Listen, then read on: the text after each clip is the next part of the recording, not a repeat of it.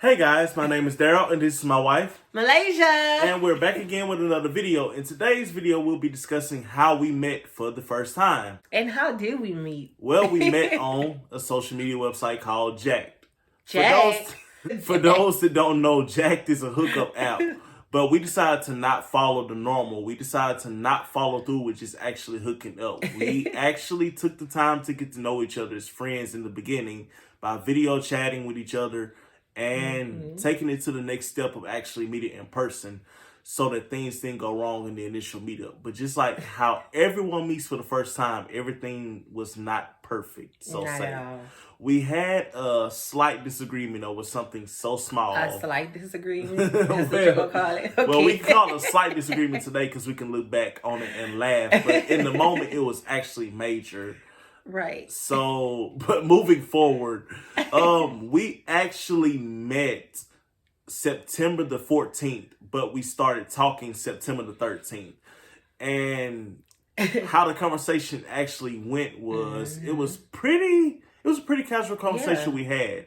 It was about multiple topics, about life, about where do we see each other in 5 years, and just overall actually having a genuine conversation without any hang-ups. It wasn't a forceful conversation. It wasn't just a very forced. transparent conversation. Yes, it was. And it was so funny too because when he messaged me, first and foremost, Jack, I was on Jack promoting my business at that time. I'm a former entrepreneur. I was an entrepreneur, a businesswoman, and I was like, I had a hair.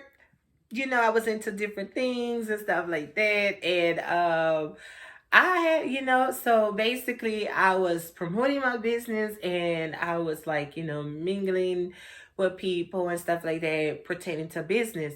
And he messaged me directly, sent me a message, and he was like, hey, what's up with you? Beautiful. And I was like, what? And I was like, oh, are you interested in purchasing? She was straightforward. She thought I was a customer. Yeah. And I didn't actually think she was going to respond because her profile was so different. And that was one of the things that actually drew me to her in the first place. It was a different interaction. It wasn't the same like how most people were.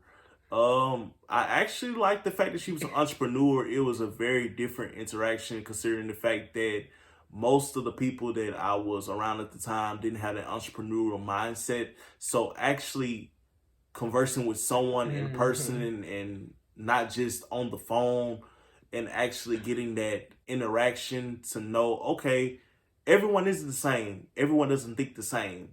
There are people on earth that actually have real life goals and plans that they want to meet and fulfill and aren't just happy with just day-to-day living. And once we had that conversation, that understanding, we actually took it to the next level and meeting the next day. Well, actually, during the time of us conversing and talking, he asked, would you like to take my number down? And I was like, okay. And it's so crazy because first and foremost, let's take it all the way back. All the way back. All the way Rewind. back. So actually, when I met he's my husband now, but this is so crazy because 4 years ago, I was in a very abusive, toxic situation, and I went through a lot. So I'm not going to go into details on that, but I went through a lot, and I overcame that. And I had lost my car. I had a car in 2020. I want to say 2020 is when I lost my car. I had gotten into this bad car wreck. And it's so crazy because before I got into a wreck, I had went and got my palms read. Cause I was like, into this, I'm a very spiritual person. And I just started feeling like, I need to, I had so much going on during that time. And I needed to just get some guidance because there's something I did not have and don't have.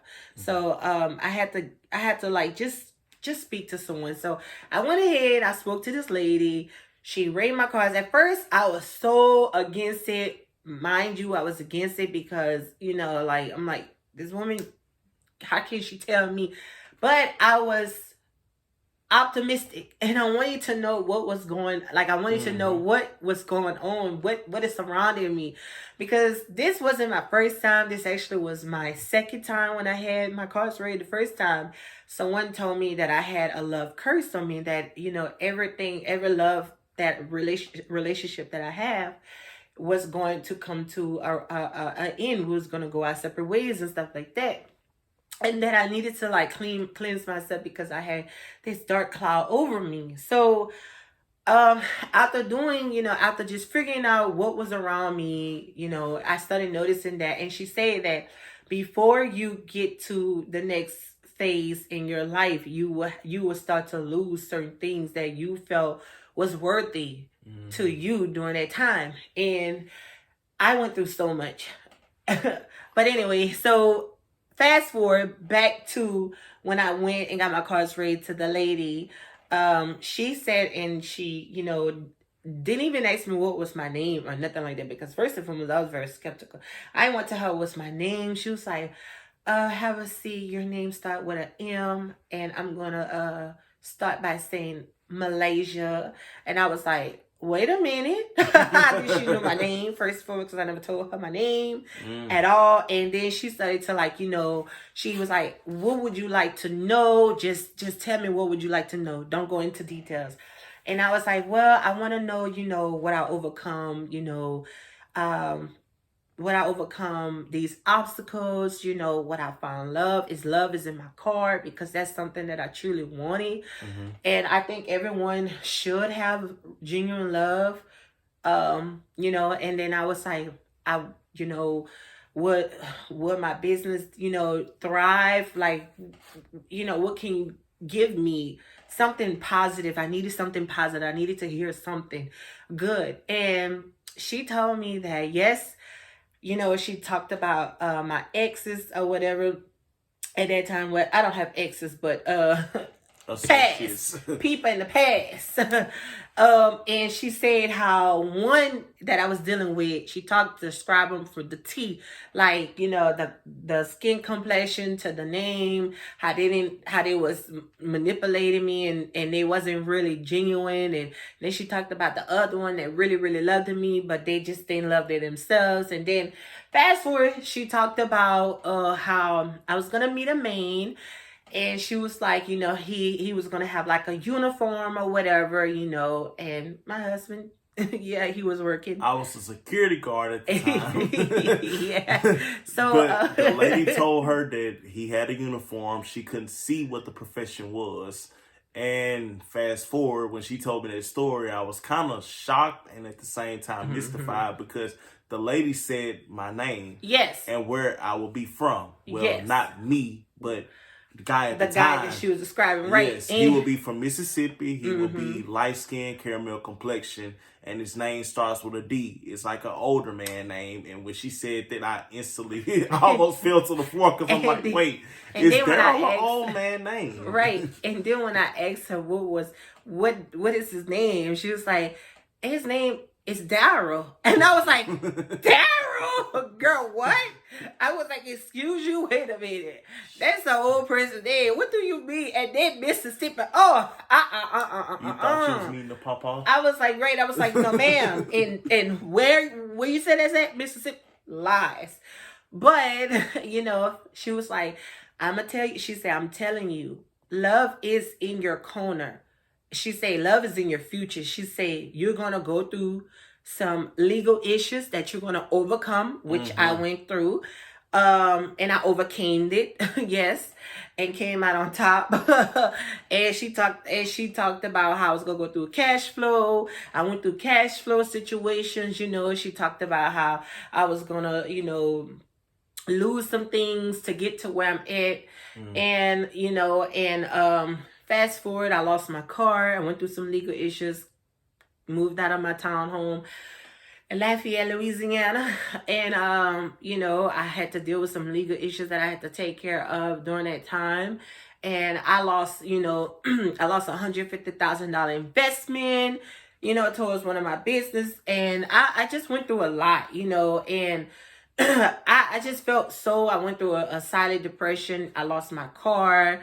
And as I look back and I think about it, I felt like everything happened for a reason because I just felt like the whole world was coming at me all You at feel once. like you was moving too fast? Yeah, and I felt like I was moving too fast. And then Wow. when I got another car, which is my insurance compensated me with a new car, um, during that time, and for some reason, I just went through. I was like, you know what? I just want to be free. I don't want to work. I don't want to do nothing. I just want to clear my mind. I was traveling from states to states, going to different places. I had been through everywhere. I had been through everywhere, and because I was just trying to find myself, figure out what I want to do and stuff like that. And then fast forward, like Enter the husband. right, well, boyfriend at the time.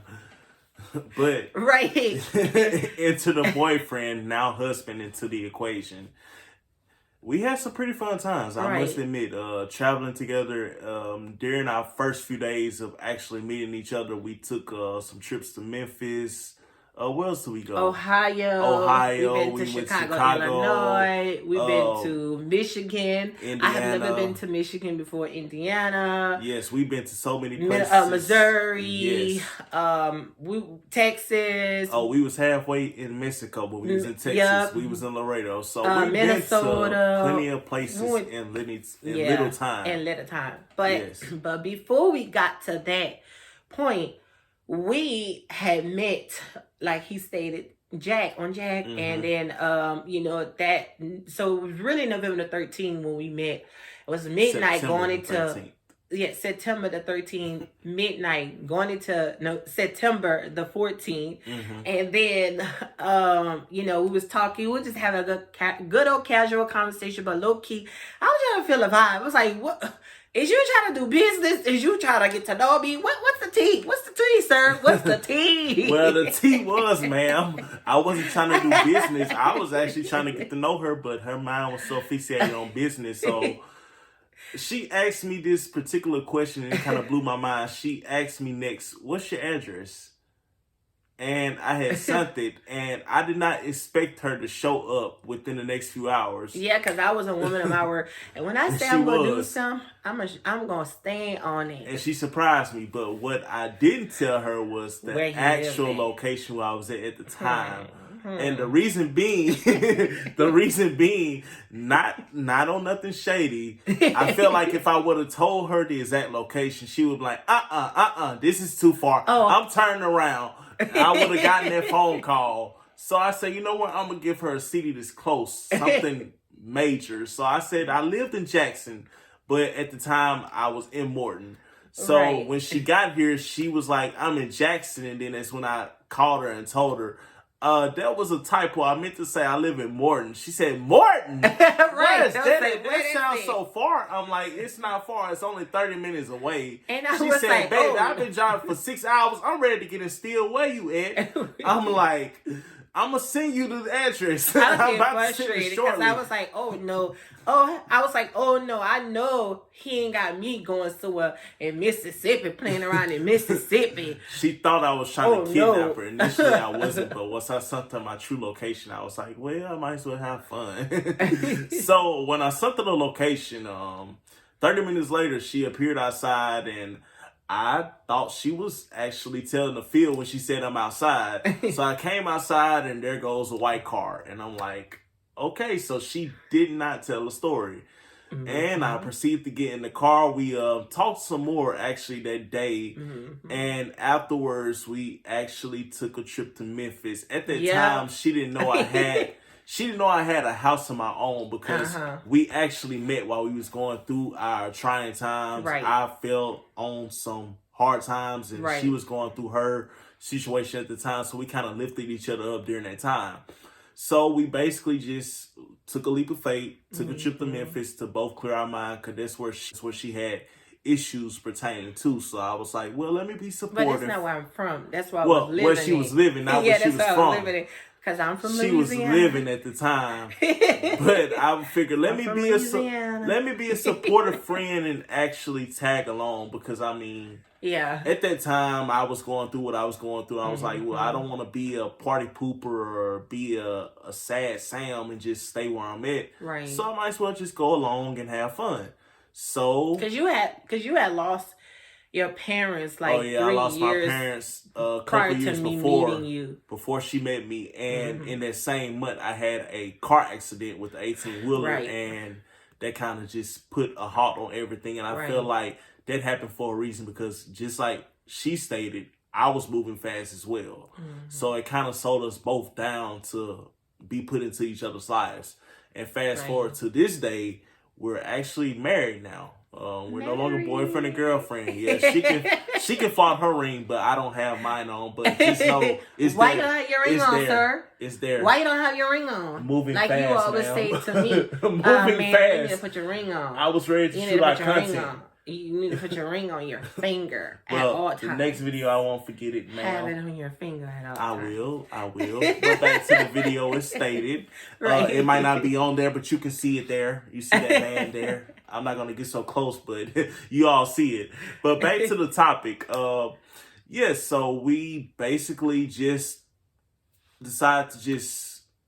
We decided to go to Memphis and we decided to hang out, have a great time. Mm-hmm. But he was a little stubborn, selfish. I mean, oh my God, like this man was just like... I wasn't horribly selfish. I was just used to being the only child and actually having everything to myself. He was very spoiled. Like, we come from two different walks of life, to be honest, because like me, I didn't went through the struggles. I didn't overcame many obstacles. Look, you know what I'm saying? He never experienced lights being cut off, water being cut off. He ain't never experienced all that. Okay, so she's telling the truth. I never have. So it was like we was from two different worlds, because like, you know, I'm very self-sufficient. I'm a hustler. I'm a go-getter. You know, I'm very assertive. Like, I'm very direct, and you know, I'm very outspoken. And he's like very reserved, very like nonchalant, very like calm, like, you know.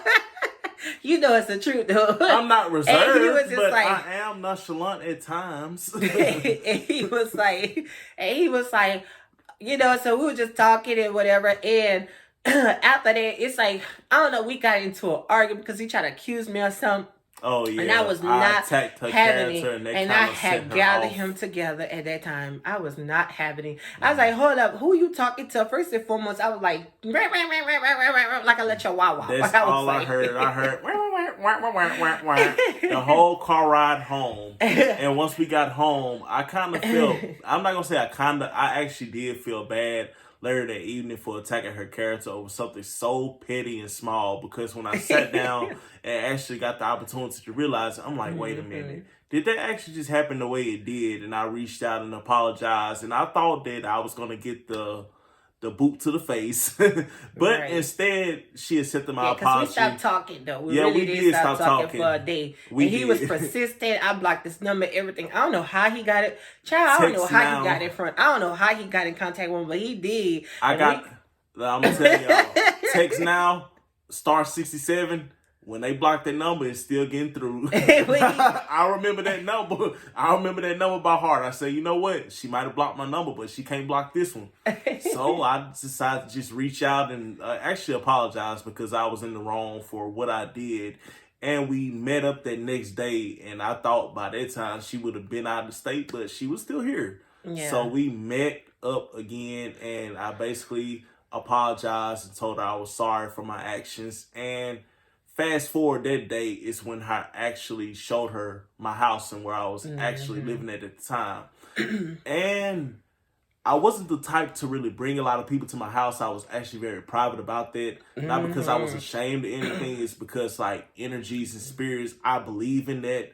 So if you bring the wrong energy or the wrong spirit into your house, that's when everything can kind of go wrong. So I was kind of weary of that. I like to get a feel of people before I just bring them into personal space.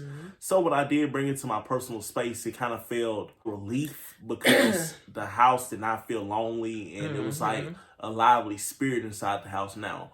Fast forward then, it was a lively spirit in the house, and we actually sat down and talked more. We was talking a lot. Yeah, it was a lot. We had a lot to discuss. We was both going through our problems and issues at the time, so we kind of just shared that with each other and just looked at it from each other's perspective, and was basically figuring out solutions to solve our problems at the time. And at that time, after I apologized, she accepted my apology. We figured out that we was a better team than we were enemies. Right. So at what point when do you knew? At what point did you knew I was the one for you? That wasn't an unexpected question. I kind of figured that was coming, but I could say the part that I knew that she was for me, the one was when I apologized for my actions and she accepted my apology, but just not based off that alone. Just the fact that it was easy to talk to her and the fact that we were so willing to forgive each other and actually seeing how well we work together and figuring out solutions to each other's problems and how we can actually be better together and not apart. That's how I kind of knew that she was the one then. It didn't really take long. Like most people, like we only dated for a year. Yes, a year. A year. A year. And then I proposed that next year because I told her the beginning of the year. The beginning of the year in March. So listen, everyone. The beginning of the year in March. Years you don't to find out that person's the one for you. We dated a year. We consistently talked on a day-to-day basis. Not just that, but we actually started living together. Yes. Before we actually jumped the broom, so that kind of added more confidence to the decision instead of living in separate houses. And then we decided to get married, and then once we did start living together, we figured out, oh, this is how she is and this is how he is. Right. Instead, we kind of actually did things the right way, followed the process. And I can truly say that I wouldn't look back on that process for anything because I feel like that's what got us here today of actually being a married couple. You got me about to get emotional. Aww, kiss. Let me stop. But that's what got us here today, you guys. And I just feel like with confidence and with patience, you can conquer anything, not just alone, but with the person that actually compliments you. Right. And yes, and I sorry that this video had to went very, very long. I know, because we actually intended this video to be 6 minutes long, but once we start, we don't stop. Right, because we have so much to talk about. Yes, we have so much to talk about, and we want to provide you guys with a little bit of insight as to who we are, so you all don't be wondering, well, what do they do for a living? How did they meet? We decided to just give you all the full story so that you all can get more comfortable with our videos and get more comfortable with us so that you personally feel like you are personally here with us, because we want our journey that we're documenting to feel like an interactive experience. Absolutely. So, sorry guys, but we definitely going to have to end this video. Well, family members, we'd like for y'all to like, share, subscribe, and comment. And don't forget to hit that like button. And don't forget to subscribe as well, because we will be coming with more videos. And we'll be more on a consistent basis, as well as providing you all with more content so that you all can feel a part of our journey. Right. The life of the banks. Peace. Peace.